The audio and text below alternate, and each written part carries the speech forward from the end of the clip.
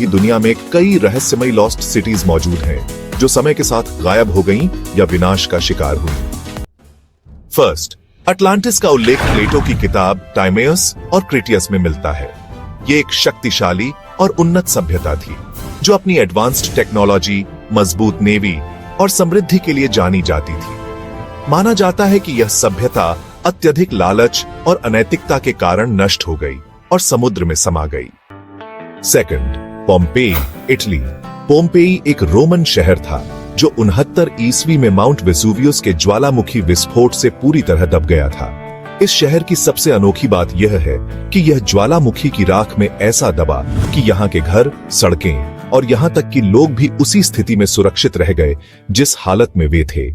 यह साइट आज भी इतिहासकारों और पर्यटकों के लिए आकर्षण का केंद्र बनी हुई है क्योंकि यह रोमन सभ्यता की जीवन शैली को दिखाने का एक अद्भुत जरिया है। Third, हेराक्लियन, Egypt.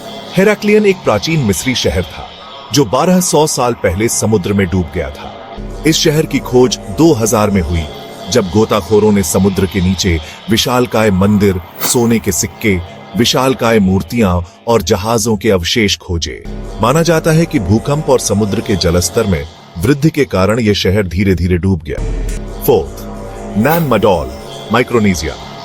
नान मडोल एक अनोखा प्राचीन शहर था जिसे वेनिस ऑफ द पैसिफिक भी कहा जाता है। इसकी रहस्यमयी बनावट आज भी वैज्ञानिकों और इतिहासकारों को हैरान करती है क्योंकि इतने भारी पत्थरों को समुद्र के बीचों बीच लाना एक बहुत बड़ी इंजीनियरिंग उपलब्धि मानी जाती है।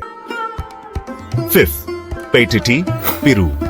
पैटिटी को इनका सभ्यता का एक खोया हुआ शहर माना जाता है जिसे कभी सिटी ऑफ गोल्ड कहा जाता था।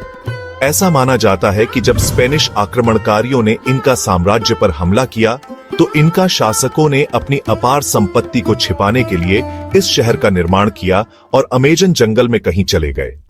आज भी खोजकर्ता और इतिहासकार इस गुमनाम शहर को खोजने की कोशिश कर रहे हैं, लेकिन घने जंगलों और कठिन परिस्थितियों के कारण यह अब तक नहीं मिला।